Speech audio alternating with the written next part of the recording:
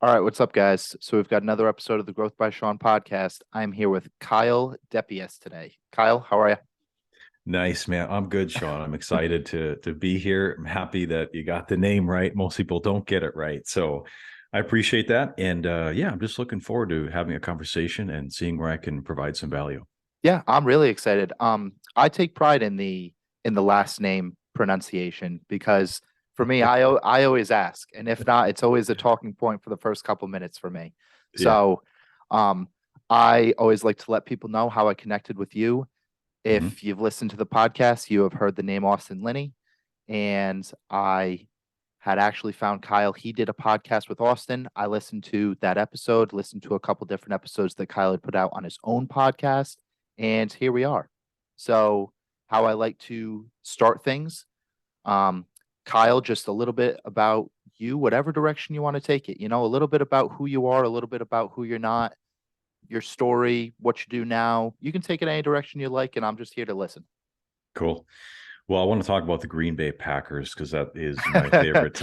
Anyway, Oh I'm boy. I'm from Wisconsin though, so in a way, like I keep hitting refresh on the app to see like, hey, what's the story with Aaron Rodgers? But anyway, so I am from a small town in Wisconsin, southeast Wisconsin, and I moved to Minneapolis in 2005. And it kind of follows my professional journey, which we can talk about later. But I think probably the most important thing that I like to share, and I have the honor and privilege of sharing, is I'm a husband to my wife Lois over 10 years, and then I am a father to my son Cal Callahan, who just turned 6 a couple of days ago. And as I mentioned to you before we were recording, he's sick right now, so I've got a sick kid upstairs. My wife's taking care of him. But I'll tell you what, man, we have designed a life that gives us the ability to be home with him, to pour into him, to make a big impact and influence in his life, because the role of a father is the most honorable and the most successful title I've ever been given. So we're thrilled. We're only given one child. We cannot have any more kids, at least not naturally. So I got one shot at being a dad, and I'm pretty stoked about it. So we have that. We live in Grand Forks, which is North Dakota. Some people, when they hear that, they're like, dude, is that South or North Dakota? It is North Dakota, and it is cold. And so we go back and forth between Grand Forks, North Dakota, and northern Minnesota. We have a cabin on the lake. It's really remote. It's peaceful. And it's the disruption that we really need in life right now, because I think life is busy, it's fast, it's crazy, and it gives us the chance to reconnect to ourselves and nature. I run a podcast, which you had mentioned. It's called Guys Trip. I run a lifestyle brand called Guys Trip, and happy to get into any of that if you want. How did that come up? All those things. But I started in the corporate world, and I climbed the proverbial ladder, as many people maybe have heard the term. Got really burned out from doing that, and I started to look at what would make me fulfilled, and what would a life of fulfillment mean to me. What does it look like? And so started to design that. Took a couple different pivots, professionally speaking, and developed this brand about 4 years ago, kind of by accident. And so there's a whole story there, but that's kind of me in a nutshell: husband, father, entrepreneur, podcaster, author, all those things. Yeah. That's sweet. I love talking to, I don't, I want to say the older guys in a sense, but that's just Hey, because it's I'm okay, so man. young. I'm 42, So so I am on the other side of 40, so I am not offended by that. yeah, no, just in comparison to like me, I've had a couple different guys that are very similar to you, climb the corporate ladder and then Mhm. found this different path to life that was much more fulfilling to them. Yeah. What I would love to get into and hear from Hmm. your side just before we even get into something like Guys Trip and your entire brand, where how did you view yourself as like a person and a father when you first like had your child, and now how did that change and where are you at now with that?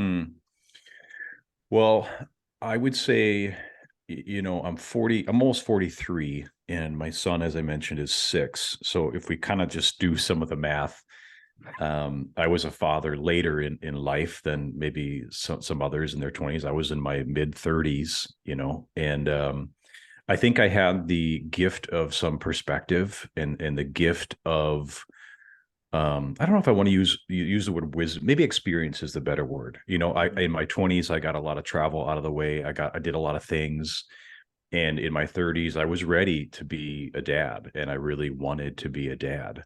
Mm. And so the cool part of our story, when we had Cal in March of 2017, I like to say I retired from corporate America. I became a high school business teacher. So I took, a 6-figure pay cut to become a teacher. And I love teaching. I still love teaching. And in many ways, what I do is I'm a teacher, but I love to uncover the process of learning for people. So I'm teaching, it's March. Lois, my wife, took a 3-month maternity leave. And that happened to coincide perfectly with the end of the school year, the end of the school calendar year, right? So I did not request to have my contract extended at that point as a teacher. And so we decided that I would become promoted to a stay-at-home dad. So here I am, I have this gift of being home with my son. And it's terrifying. It's a bit frightening, but it's also amazing at the same time. You look at the world today and you look at how many kids that are out there that, maybe their dad isn't even around. Maybe their dad isn't engaged or active or in their life or present or worse, right? So it was a gift for sure. And, as a man, I think we get our identity a lot in our work. So imagine, Shawn, I'm sitting here. I'm going to a social gathering, whatever it might be. And what's the first question that everyone asks you in America? What do you do? What do you do for work? Yeah. And so I'm sitting in a social gathering. I don't know people. Say you and I just meet, and there's some guys standing around, and people are asking the question, and I'm like, I know the question's coming to me. It's about my turn, and I'm just sweating, right? And I'm like, oh, please don't ask me, don't ask me. And sure enough, it comes to me and like, Kyle, what do you do for work? And I'm like, well, um, I'm a stay-at-home dad. And I would get one of two responses. The first one was, wow, that's really cool. I wish I would have the time to spend like that with my kids. The second response would be really awkward, and someone would just kind of be like, I don't even know what do I even say? Like, how Yeah. do you respond to that? And then they would just change the subject or go ask someone else. So my first experience as a stay-at-home dad was to work on my ego. It was an opportunity to cut my ego, to remove that identity from work and titles and accomplishments and achievements and paychecks. And I had to reframe what providing looked like for my family in that season. And that's what it is. It's a season. Everything in life there's a season to it. And I was in the season of being home with my son, and allowing my wife the opportunity to just crush it at her job. And she did. She loves her job. It's flexible. And I don't know if I'm answering your question correctly, but I'm just kind of That's okay. sharing No, no, no. Yeah. like the experience that it was like staying home with him at first. And it was, to sum it up, I was given a character refinement opportunity to work on removing the ego of what I was faced with, and that was like my identity and my work. hmm So, do you think that's what you like kind of drew you towards working towards Guys Trip now is helping other men just reframe their identity from work to maybe just their passions or who they want to become? There's a two-part answer here. The short answer to that is it gives me the ability to stand in experience and to share my perspective, which isn't just hypothetical, theoretical. I read this in a book. It was, no, man, like I've lived this. I am living this, and I can help you with this. So Mm. that's the first part. The second part was, when I was in corporate America, like where Guys Trip came and how this all came about to be was, when I was in corporate America, I was sent to all the leadership conferences and the seminars, and I personally took an interest in going to professional development things. And so, as you may or may not know, or the listener may know, when you go to some of these conferences, like there's hundreds and thousands of people in a Marriott conference center, and there's no windows in that conference center room. And you're sitting there with your name tag, it says my name, Kyle Depiesse, it's on a lanyard. And I'm next to 10 other people that I don't know sitting at a table. And we're watching guest speaker after guest speaker after guest speaker from 8 a.m. till 6 p.m. And I'm like, dude, this sucks. Like, I do not enjoy and being a teacher now, because fast forward to my Mhm. years of teaching, everyone learns differently. Mm. And you probably have experienced this too. Like, I don't learn very well just listening to someone lecture me, especially when I can probably YouTube their keynote speech. No Mm. offense to anyone who does that. It's Yeah. great, but not everyone learns that way. So I found out, Shawn, that I was the guy who would sit in the back of the conference room, really close to the exit doors.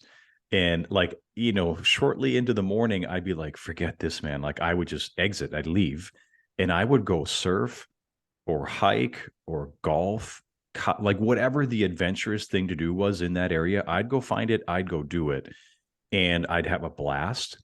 I learned something about myself, and I would find a few other misfits that were doing the same thing that I was doing. And we would, enjoy a beer together or something like that and just talk about life. And I'm like, why don't we do this? Mm. You know what I mean? So that's where Guys Trip came to be, was this idea that what if we just brought people together? What if there's no workshopping, quote unquote? And what if you just have a really good time, try something new, and then break it down and talk to each other? What if we could do that? And so that's kind of how the brand started to be. Yeah, that's really cool. So this wasn't just like some epiphany moment that you had. This was just an over and over and over. I don't like this. I don't Hmm. learn this way. I'm Hmm. just going to go do the things that are fun to me. And Hmm. then I guess I could say recruit others. Hmm. Um, I mean, recruit sounds like a weird term to use in that sense. No, I But know what you're saying. yeah, but then bring everyone together and be like, hey, this life doesn't have to be just X, Y, and Z. It can be Yeah. A, B, and C that you actually enjoy doing as well. Yeah, 100%. And I never intended it for it to be just guys. The first Hmm. the first experience or trip that I did, for whatever reason, only guys showed up. I didn't Hmm. market it that way. And Hmm. so I was like, wow, this is interesting. And over the course of that 48 hours from that container that I created and architected and designed, like, it was really obvious to me that guys don't have a space where they can just talk about life, personal, Hmm. professional, how they intersect, all of the things, right? And guys love adventure. Guys love adrenaline stuff, like just guy stuff. Yeah. And that's the big Trojan horse, dude, is like, I'll just share the vision of, hey, we're doing the Inca Trail. We're doing Kilimanjaro. We're doing lobster fishing in Maine, dog sledding the Boundary Waters. And guys are like, holy crap. Like, yeah, I'm going. But then you get them there and they're like, what I really need is just to have conversations that matter, Hmm. to change the topic of conversation from fantasy football, which I love too, but to Hmm. change the topic from that to like, hey, how do I be a better dad? Yeah. Or, hey, how do I start to develop some more passive income? Because that's kind of my goal. And that's the Trojan horse, is you give them what they think they want, the Inca Trail, all that stuff, and they do want it. But what they really need is they need to be connected. We need to feel a sense of community to others. And we need to be able to have conversations that are important and that matter. And that's kind of what it's turned into. From your perspective, why do you think it's so difficult for us to have those kind of conversations with like our friend group that we have now? I think there's a few different layers to this. The first one to me is, all right, you're in your mid high 20s. I'm Hmm. in my low 40s. Who I was at 26 is very different than who I am at 42. However, we still have the same friends from 26. Has anyone ever said to you, like, hey, Shawn, you've changed? Dude, we're supposed to Yeah. change. But sometimes our friend groups don't. And we look at some of our peer groups, and they're usually because of proximity or convenience. Proximity, you work with them, you see them all the time. Hmm. Or maybe they're from high school, maybe they're from college. And there's nothing, I'm not saying that there's anything wrong with that. I'm just saying, picture my professional arc: corporate America, school teacher, stay-at-home dad, entrepreneur. I need to find people who understand what I'm going through. And Hmm. and my high school friends were not those people. So I think that's thing number one. I think thing number two is, what is culture telling us a man is today? You know what I mean? Like, what are we Yeah. supposed to is it okay for There us to there's so many different like I know. Yeah. thing. It's you We don't could know. we could go down a rabbit hole on this, but I think what I wanted to share is the projection of what a man is it's to put our head down, be tough, don't be vulnerable, just work, just Mhm, grind. And what happens is like, yeah, you can do that, but it feels kind of lonely, right? Like it mhm, feels like, who am I supposed to share some of these things with? And mhm, at the end of the day, should I just medicate over beers and happy hour? And then, you know what I mean? So you have to ask, like, where are the people that are doing the things that I want to do, and the man that I want to be, who is not sacrificing his personal balance sheet for his professional one? Like, where are these dudes? mhm, And it may or may not be your current peer group is kind of the point here. mhm. I think yeah, it's tough because we have all these different outside views of what society wants a man to look like, I guess. Mhm. Um, and like for me, I have my own unique definition that has changed year after year after year. Sometimes I didn't even ask myself that question. There's times Mhm. that I didn't even want to ask myself that question. And for me, it's just um finding, just like you said, that peer group of I'm not just going to find this by staying put and doing whatever. Mhm. Like, I have to actually go and find them and create my own life. They're not Yep. just all going to come to me, which I think is the message that we're trying to get across with this conversation. How do you think we got to this point where, or a better question that I think I could ask, how can we change the view of what society thinks like this closed off, hardworking man should be to whatever you want it to look like? Mm.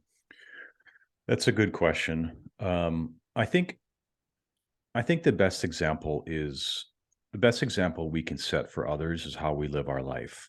And if we Hmm. can authentically live our life by showing, I think, balance in many areas, because we're kind of stuck in society like, you're either this or you're this.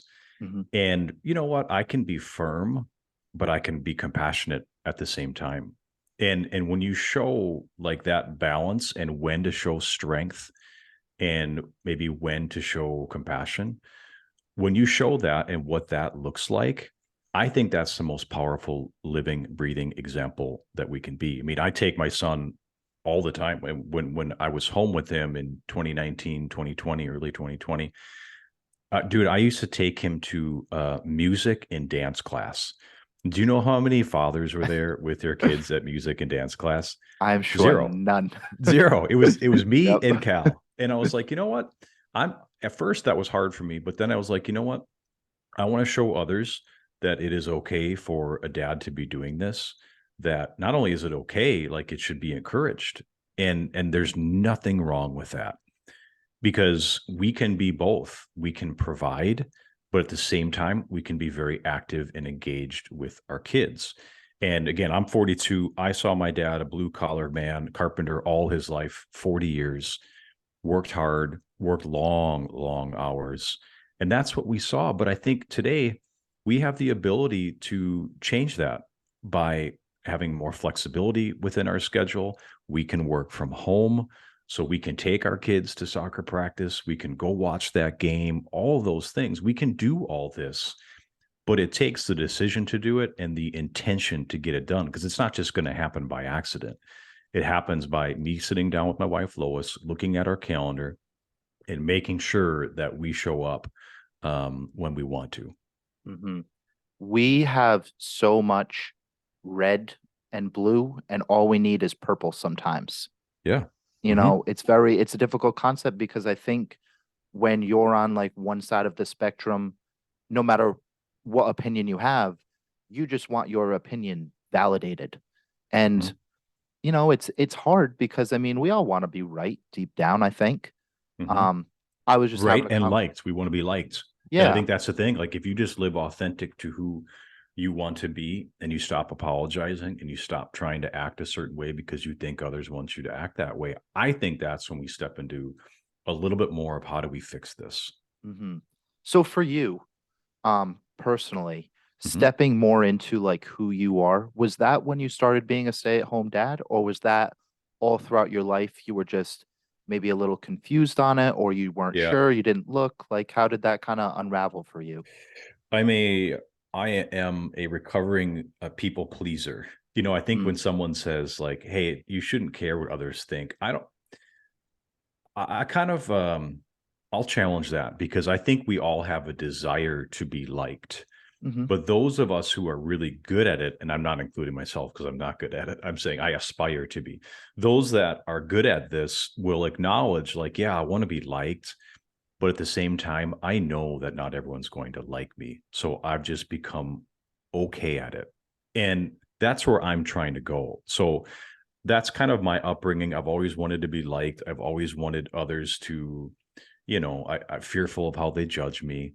mm-hmm, But that's when I said, like before, I was given a character refinement opportunity when I stayed home with Cal. That was the character refinement. I had to let go of what others are thinking about me. I had to let go of wanting to be liked because here I am, a stay-at-home dad. All my buddies, all the guys in my circle and influence were working and they were busy climbing the ladder and being successful, quote unquote.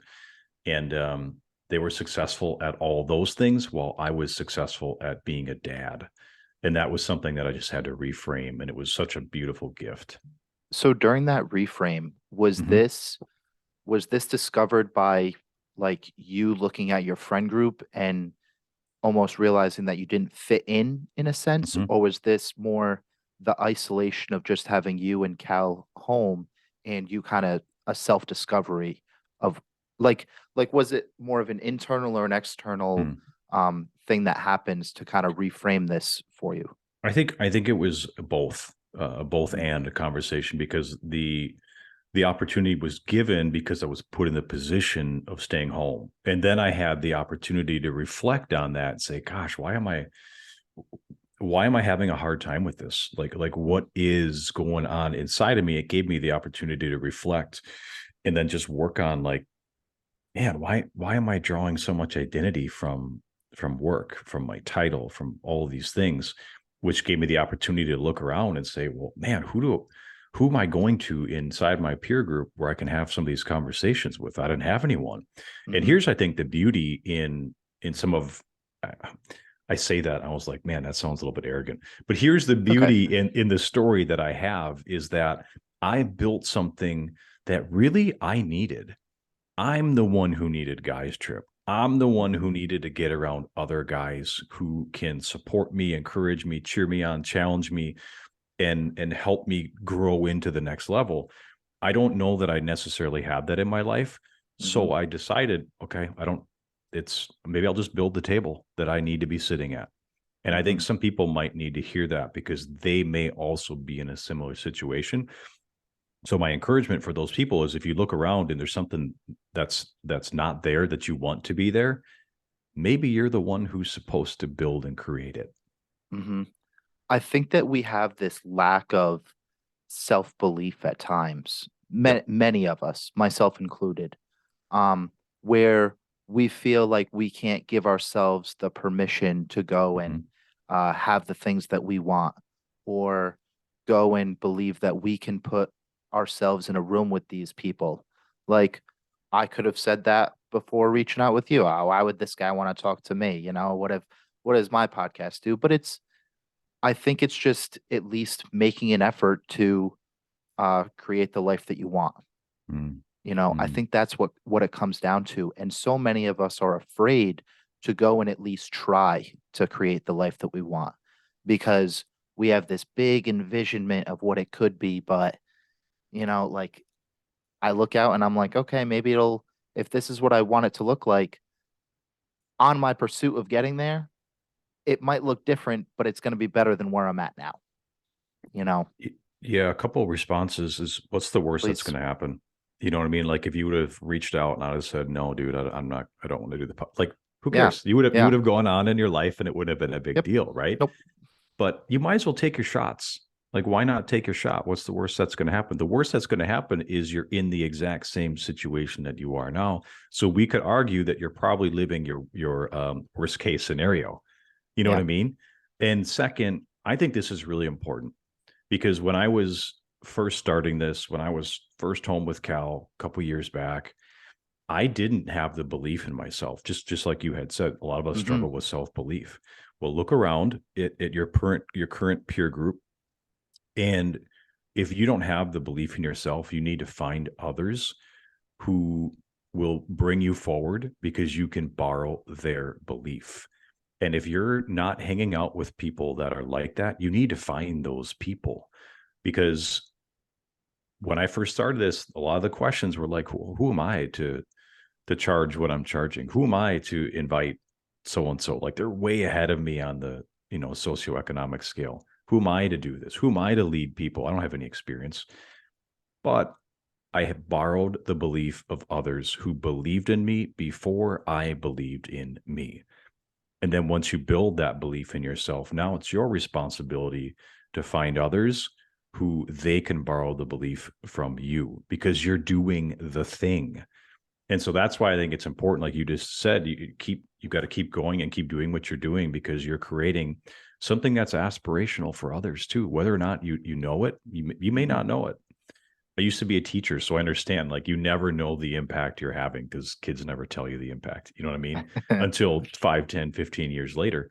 But you just doing your thing and doing the thing is aspiring and inspiring other people. So you have to keep going because they need that belief as well.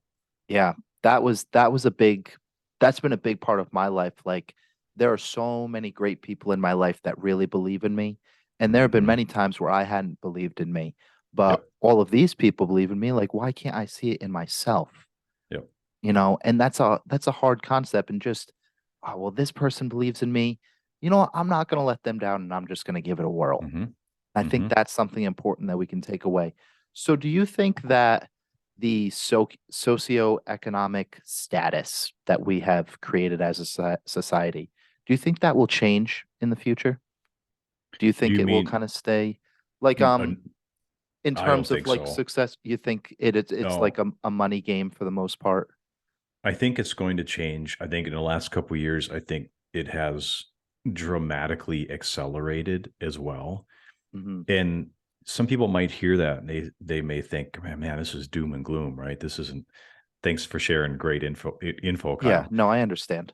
You have the choice though. Like you still have the choice Hmm. and you have the ability to control a lot of this. Some of this might not be within your control, but Hmm. there's still a lot that's within your control. And, it looks like having the right influence in your life. We've just been talking about this, right? So the right Hmm. influence, the right environment, your environment's either bringing you up or it's pulling you down. You have a lot of control over that. And even if you don't think that you do, well, you're listening to this podcast. Hmm. Hopefully, you're taking in positive propaganda, as one of my Hmm. mentors calls it. So put more positive propaganda into your life. People who you can see their stories and you can see their success. You can borrow their belief. You can learn from them. Like, dude, that's all free. Books, Hmm. YouTube's, podcast, like all that stuff is free.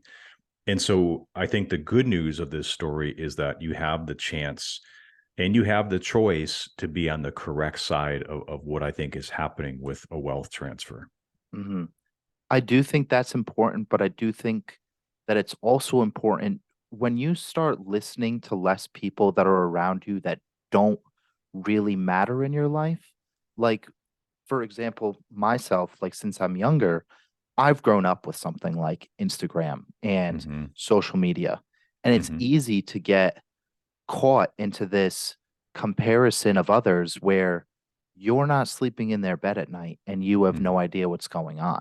Mm-hmm. Like for me, I had struggled with that in the past. And like it's I wouldn't even say it's an everyday battle, but um there are times where throughout the day, like here and there, I'd say throughout the week where it's like I could go and like, why am I not doing what this person is doing? Why am I not doing what this person is doing? Mm-hmm. But at the end of the day, like if I want to go and in 10 years be a um do whatever with my life, make $40,000 a year and go and coach my kid's soccer team, and that's fulfilling to me, then really, who cares? Yeah. That's Yeah. that's how I try to view it. And Yeah. that's the message that I try to send to others. A question that I would love to ask, I love. asking the older gentleman, how did you know that your wife was the one for you? Mm. Oh man, this is tough because as I said, I got married in my so if I got married in 2013, I was 33 when I got married. Hmm. So again, maybe a little bit older, but not really. Most of my friends at that point were married. Um, and I think I had just gone down this road of trying to find perfection, Mm, right? Maybe you can relate to that. Maybe the listener can relate to that. And we have to understand that no such thing will exist because being married is also an opportunity to become a better human being because my wife is imperfect. I am hmm. also imperfect. And it's a chance for me to become better. So I think when I had finally, and I'm going to use the word matured to the point that I'm like, I'm not finding the perfect person because my idea of perfection doesn't exist because we're all imperfect human beings.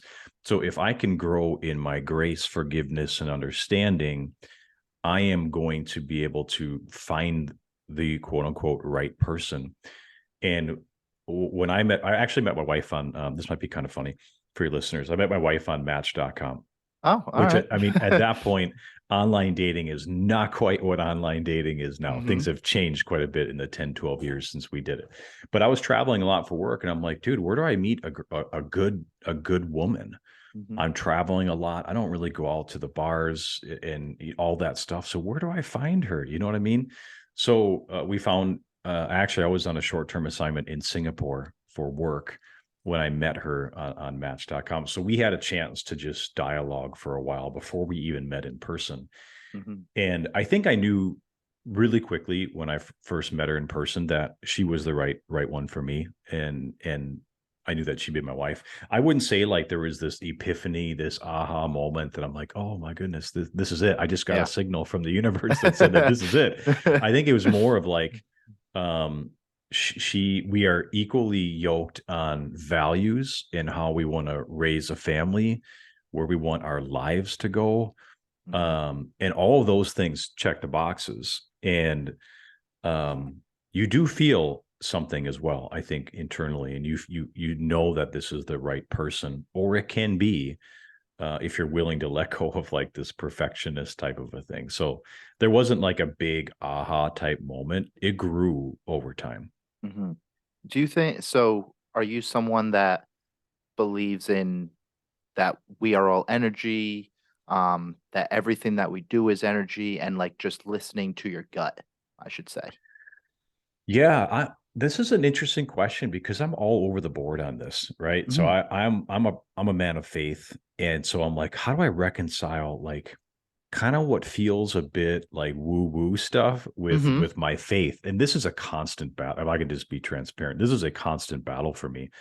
I do believe in what you had just said though, like everything is an energy. We give off an energy. People refer to it as a vibe, right? Which is a short for vibration, energy Hmm. again. And um, can I tell you a story on this? Please. Okay, so a couple weeks ago, I went to this ice camp. If you've heard of Wim Hof, it's kind of that Hmm. thing, right? Saunas, Okay. drilling into a frozen lake and sitting in a lake, like this type of a thing. So I did that, and they brought in someone who did like a sound healing, like a sound bath. Have you heard of Wow. something like that? It's funny you say that. I had went to Tucson last week Okay, and it was like a guy's immersion for story work, and we had okay, done a lot of ice baths and things, but one of the coaches, his girlfriend had come and she had done a sound bath for us at night. okay, okay. So, So you but please continue. you know Yeah. exactly what I'm talking about. Okay, Hmm. so this kind of gets into like energy and all that stuff that you had just asked about. So here I am. I'm doing my first sound bath, which even still to this, again, I'm 42 and I kind of giggle when I hear sound bath. So that just tells you where I'm at with my maturity level. Hmm. So I hear that and I'm like, all right, well, what's going to happen here? Like, what am I supposed to do? Am I doing this right? Again, here's those limiting beliefs we have. Are people going to judge me? Am I doing this right? What do people think? So I'm sitting, you lay down and it's like an hour long. And towards the end of it, I get this image in my head, and the image in my head was Lois, myself, and Cal, my wife and son, and me, standing in the ocean, about like up to my calf, watching the sun drop into the ocean. I'm like, damn, that's cool. And then just after that, I see another image, and it's me and a bunch of guys like looking like they're having a blast whitewater rafting. Okay. Family first is the image. And then I saw what to me in my mind was guys trip, me leading a bunch of guys on a really epic adventure. And then I heard this voice, and the voice said, keep doing what you're doing. Now, to anyone who's listening might think, well, okay, what's the significance? Mhm. The last several months, I have been torn between what do I do with Guys Trip? Do I change the model so it can be scaled? Do I keep doing what I'm doing? Do I do something different or anything else? I've been stuck. And I heard this voice. And to me, I believe that was my intuition telling me what I think I already knew, but I'm constantly Mhm. distracted because you even said it earlier.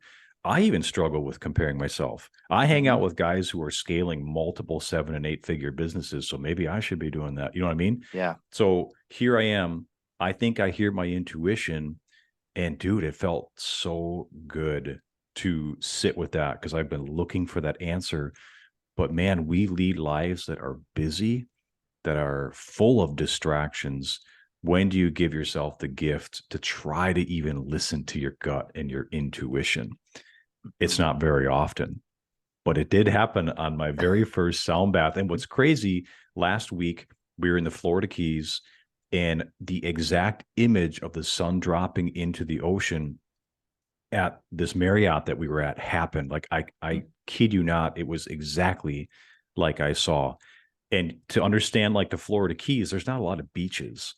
Mhm. And so the spot that we happened to be at, which I've never seen before in my life, I've never been there before, was exactly what I saw in the image of that sound bath. So you tell me, are energetics a real thing? Is your intuition like, can you listen to it?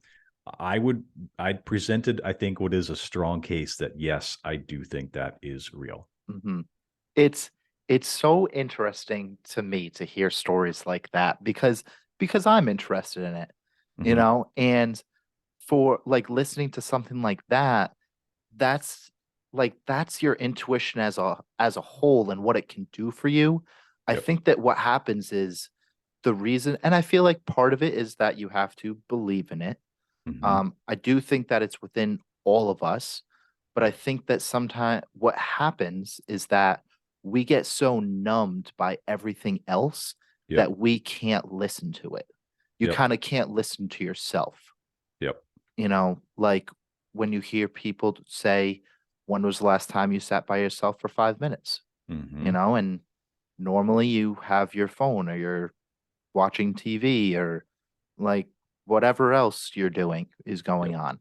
And I Yep. think the less distractions that you start to have, the more that your intuition and that kind of gut feeling will start to reveal itself in your life. Yes.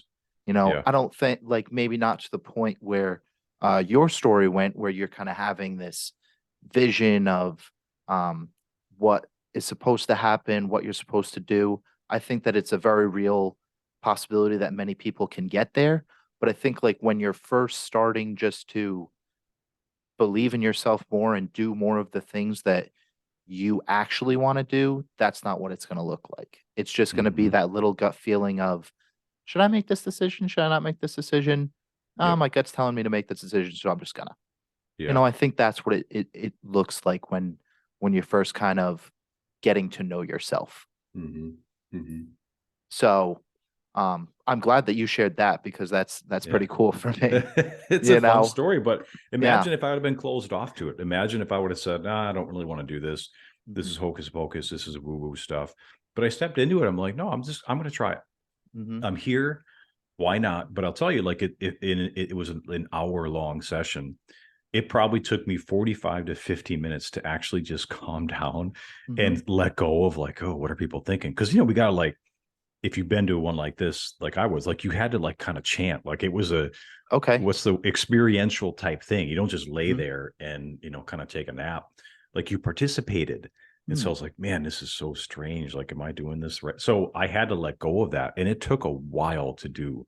So we have no idea how wound up we are. Hmm. We have no idea how distracted we are. We live life like we're sitting looking out the window of a bullet train and everything's blurry. And you've got to get to the point where you can slow things down so much that you look outside that window and things start to come into focus. But rarely do we ever give ourselves that gift. It's quite rare. Hmm. It's strange that you said slow down, because when I was actually looking at a lot of the reviews for your podcast, there were a couple that had mentioned that Kyle allows you to slow down in life. Hmm. And I was like, interesting. Hey, thanks for So, reading the reviews, man. Look at you. I appreciate yeah. that. Well, I try to do like a little bit of research in a sense, Yeah, like just kind of see, because we've never that's met awesome. before. Yeah, It's yeah. it's one thing to just go and listen to someone online and look Hmm. at them through a screen. It's another thing to go and have an actual Yeah, conversation with them, yeah, you know. 100%. And I think that's a point that we could almost kind of help drive this home of, why are we struggling to have real conversations now? Hmm. I find it that um, there's many of my relationships in the past few years where I started to really work on myself. I've noticed that a lot of the relationships that I have, they're kind of just bland, mundane, surface level, you know? How how can you look at yourself and say, okay, you know what? These are the relationships that I want to have. How can I make them better? Hmm. What's the first step we can go and take? Even though I know it's hard to express my feelings toward this. I think we have to understand that vulnerability is true strength. And oftentimes you have to go first. You know what I Hmm. mean? Like, what if, what if we're hanging out with a bunch of people? Like, how many people are going to be like, hey, I feel really comfortable telling everyone here I have a DUI.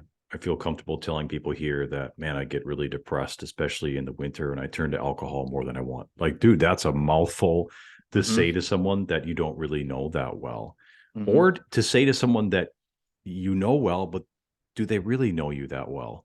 And I think we have this fear of truly being seen for who we are, which is a version that maybe others don't know, maybe is a version that others we think are going to judge, and a version that others may not like, but it's who we are. And I Hmm. think when we fully step into that and accept that, man, that's powerful. That is Hmm. very empowering.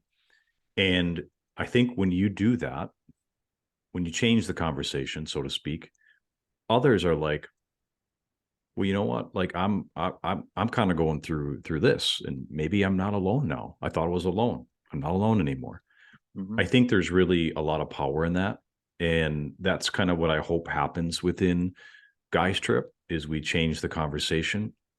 We have conversations that are more meaningful, and I think it's all about creating the space where people feel comfortable, and that's something that's not easy to do, especially if you're hanging out with people that I was hanging out with when I was 18 to 22, going out Wednesday, Thursday, Friday, Saturday, Sunday, and I was a very different person. You know what I mean? Hmm. So I think that's some of the challenge. But if someone maybe is listening to this and they're like, how do I change the conversation? Um, Make the conversation, the space, the container, safe, comfortable, and supportive, and go first. Be the first Hmm. one to do it. Be the first one to kind of say, like, hey, here's kind of something I'm going through, and I don't really know what to do. I don't know.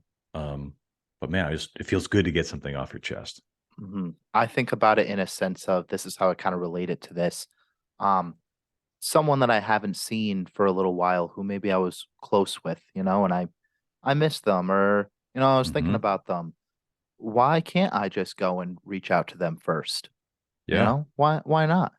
So Hmm. that's how I think about it. Um, Kyle, this is awesome. So we're just about at our time coming up now. So if you just want to leave us with one other thing, um, you know, whether we chatted about it or didn't chat about it, whatever you want, Yeah. quick little Yeah. synopsis, sentence, Yeah. whatever. Yeah. Um, I'll share this because it's the first thing that popped in my mind. Um, I've got in 10 minutes, I've got a hard stop, and I think it's important for people to hear this.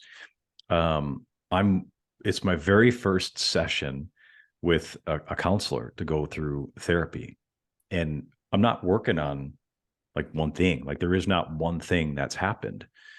I just find it something that'll be really helpful for me to have my own pressure release valve Mhm. and say, hey, here's some things that, I'm thinking about, and maybe I just need help thinking about them and Mhm. organizing them in my head and unpacking them. I don't know, but I do think that I want to be someone who walks the walk, talks the talk, does all of it. Like I'm not telling people to, hey, you should be more vulnerable and share what you're going through, but then I don't do it myself. You know what I mean? I think if I look at social media, because I've got kind of behind the scenes look at a lot of things, there's a lot of inauthenticity out there. And Mhm. I think we have to be able to discern what is what, who is who, what am I really seeing? And so I want to encourage people to be vulnerable, to share. And if you don't feel like you've got that group, dude, it's up to you to build it and create it and be the person who offers it to other people. So that was a bit of a ramble, but that's kind of how my brain works. It's just kind of all over the place. I understand. I'm in a similar sense, seeing as how we didn't have a topic for the podcast, and I just No, it's all want good. to, just hear about everything. So, Yeah. um, Yeah. but yeah, I think to kind of sum that all up, Mm, the best thing that I had learned, okay, is not better everyone, better me, trying to make everyone else better around you. It's better mhm. me, better everyone, 100%. and Yep. setting that example. So Mm. I hope that everyone Hey, you took said it something. way better Yeah. than I did, man. Well, I You was should able have to summarized it. say, well, no, for everyone that wanted the lengthy experience, they Yeah. can listen to Yeah. that. And then for Yeah. everyone that Thanks. just wanted just the short little clip that they can get tattooed on their body, they can listen to I me, like that. I So, like it. all right. Just if you're okay with it, let us know where we can find you and we'll call it a Yeah. day. Yeah. Well, the name of the podcast is Guys Trip. So that's pretty easy to find. The name of the website, you could probably guess, is Guys Trip. Now, someone owns guystrip.com and they will not sell it to me. So it's guystrip.co. I'm also not paying like 25 grand for the domain. So guystrip.co, and you'll get there. As Shawn can attest to, if you hit me up on Instagram, I will respond to you. And I'm not someone who doesn't do that. So I love to interact with people. I love to help. I love to provide value. So give me the opportunity. Find me on Instagram, which is Kyle_Depiesse, and I'll respond to you. Yeah. If you're thinking about starting a podcast, you have one, I would highly recommend Kyle as a guest. So, Appreciate it. Kyle, thank you, and we'll call it a day. Thanks, Shawn.